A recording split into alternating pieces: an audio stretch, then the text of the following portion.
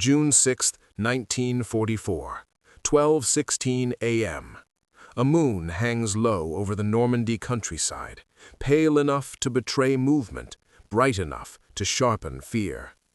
Just east of the Caen Canal, near the village of Benneville, the night air suddenly fills with a sound no one expects. Nothing. No engines, no bombs, no warning. Only the hiss of wind rushing over wood and canvas. High above the darkened fields, 6 Horsa gliders slip loose from their tow ropes. The aircraft that carried them vanish westward, their engines fading into the distance. What remains is silence and nearly 200 men hurtling toward occupied France with no second chance. Inside one glider, Major John Howard grips the frame as the nose dips. The floor vibrates beneath his boots. Rifles knock against knees. A Bren gunner whispers a curse. There's no room to stand, barely room to breathe. These aren't paratroopers drifting gently down. This is controlled impact. You can almost feel it, the cold air slicing through the cracks in the fuselage, the smell of oil and sweat, the tension so thick no one dare speak. The Horsa is made of plywood and fabric, no armor, no engines, just faith in the pilot and the math worked out hours earlier. Many in the RAF had called it a death trap.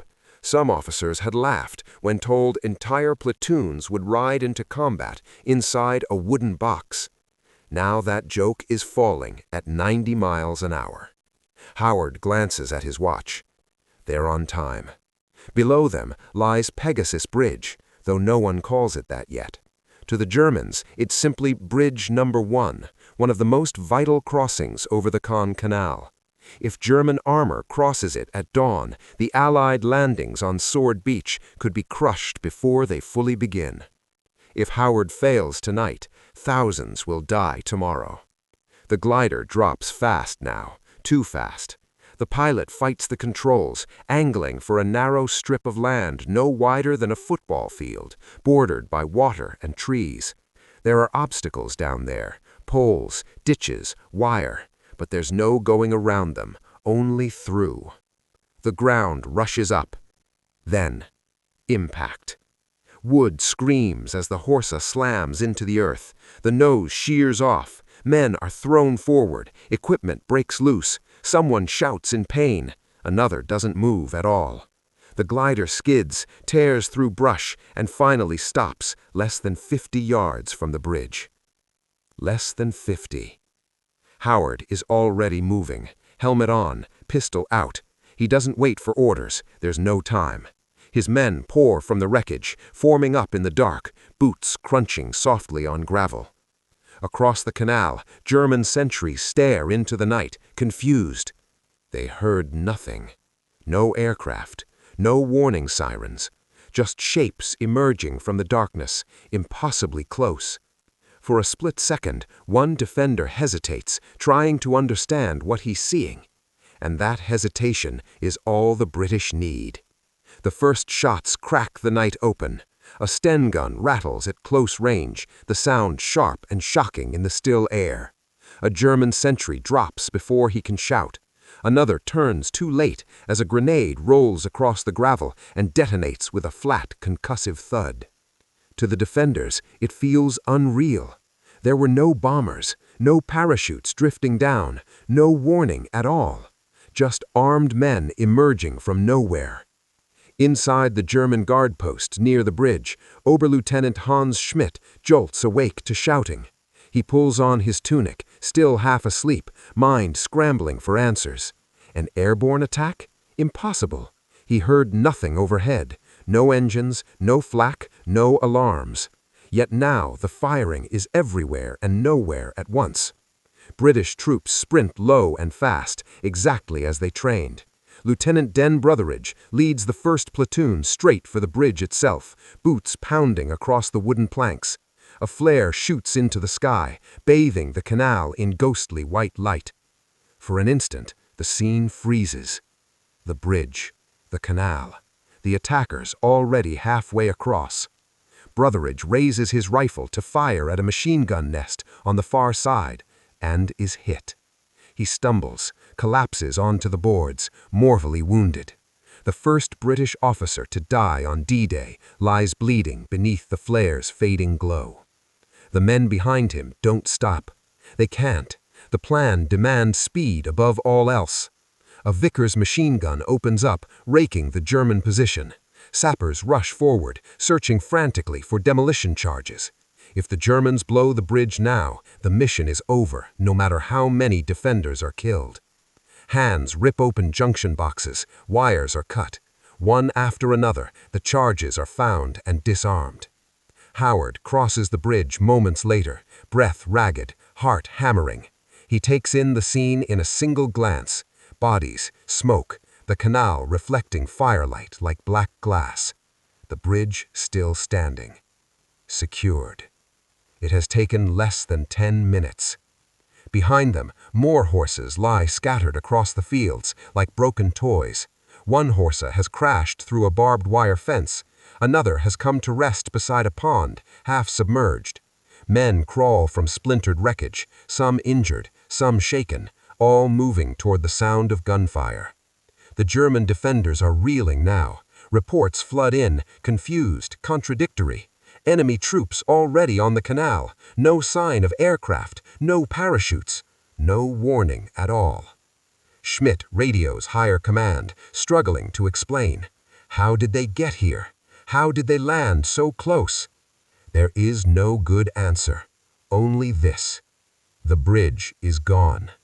And somewhere to the west, German armor is already warming its engines. Howard knows what comes next. Holding the bridge is one thing. Keeping it until relief arrives is something else altogether. And dawn is still hours away.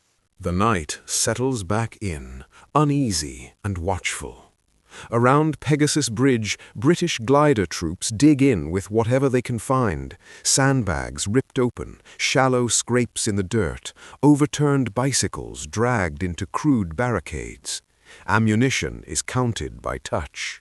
Wounded men are pulled into the shadows, bandaged under dim torchlight that's quickly smothered. Major Howard moves constantly, checking positions, whispering orders, making himself visible on purpose. If the men see him calm, they stay calm. Somewhere in the dark, a German half-track engine growls, then goes quiet. A flare rises, drifting slowly downward, its light exposing the thin British line stretched across the canal and the nearby road. There are barely 180 men here, glider infantry, engineers, pilots fighting as riflemen. If the Germans attack in force before dawn, they won't hold. At 1:30 a.m., the first probe comes. German infantry advance cautiously through the trees, firing blindly. British rifles snap back in disciplined bursts. A Piat anti-tank launcher is dragged into position, its crew sweating, waiting for something bigger to appear. Then it does. A German Panzer IV rolls forward, its engine loud now, confident. The tank commander believes the bridge has been taken by a small raiding party. Nothing armor can't sweep aside. The tank edges closer, closer. The Piat gunner steadies himself. The weapon is awkward, violent, almost medieval in its recoil. He fires. The bomb slams into the Panzer's side and detonates. Flames spill from the hatch. The tank stops dead, blocking the road completely. A cheer ripples through the British line, quickly silenced. Noise invites attention, and attention is the one thing they cannot afford. Howard checks his watch again. Time stretches. Every minute feels stolen. Across the canal, German officers argue over conflicting orders. Some believe this is a feint. Others fear a full airborne division has landed unseen. The absence of engine noise, of parachutes, of the usual signs of attack keeps paralyzing decision-making. No one wants to rush blindly into what might be a trap. And that hesitation, the same hesitation that saved the bridge in the first minutes, keeps saving it now. Just before 3 a.m., distant sounds carry on the breeze. Not German engines, bagpipes. At first it's faint, then unmistakable. Bill Millen, the personal piper of Lord Lovat, is marching toward the bridge with commandos from Sword Beach, playing as bullets crack overhead. The sound is unreal, almost dreamlike, but to Howard's men it is pure relief. Reinforcements are coming, but not all of them are here yet, and the most dangerous hours, those just before dawn, are still ahead. As the sky begins to pale, German artillery starts to range in, and the wooden gliders, smashed and burning in the fields, stand as silent proof of how close this mission came to disaster. Dawn, June 6, 1944. A thin gray light creeps across the fields of Normandy, revealing the aftermath of the night's work. Smoke hangs low over the canal. The bridge is scarred, littered with shell casings and splintered wood, but it still stands. German commanders finally begin to understand what happened here. This was not a random raid, not a lucky accident. It was precision. Reconnaissance reports filter upward. Gliders landed almost on top of the objective. Troops deployed in minutes. Demolition charges neutralized before alarms could be raised. The realization is chilling. British forces have mastered a new kind of warfare, one that arrives without warning. The Horsa glider, dismissed for years as fragile and obsolete, has done exactly what engines and parachutes could not. It delivered men silently, together, and exactly where they needed to be. Howard stands near the bridge's railing, exhaustion finally catching up with him. His uniform is smeared with dirt and blood, some of it not his own. He watches as commandos from the beaches consolidate the position, heavier weapons dragged into place, radio antennas rising like metal reeds. For the first time since midnight, the bridge feels secure. Across Normandy, the impact spreads outward. German units that might have counterattacked Sword Beach are delayed, rerouted, or destroyed trying to retake canal crossings that should never have fallen so quickly. Armor that could have rolled straight into the Allied flank now sits uselessly east of the Orne, all because of 6 wooden gliders. Later that morning, Allied troops crossing Pegasus Bridge pause, looking at the wreckage scattered nearby. Some touch the splintered sides of the horses, half in disbelief. These machines weren't supposed to survive landings like that. Neither, perhaps, were the men inside them. The myth of the useless glider dies here, quietly, without ceremony. But war doesn't pause for reflection. German artillery continues to shell the area. Casualties keep coming, and the men who landed in the dark now face a long day of fighting ahead. As the sun rises higher, Howard receives word. The Allied landings have succeeded. The bridge did its job.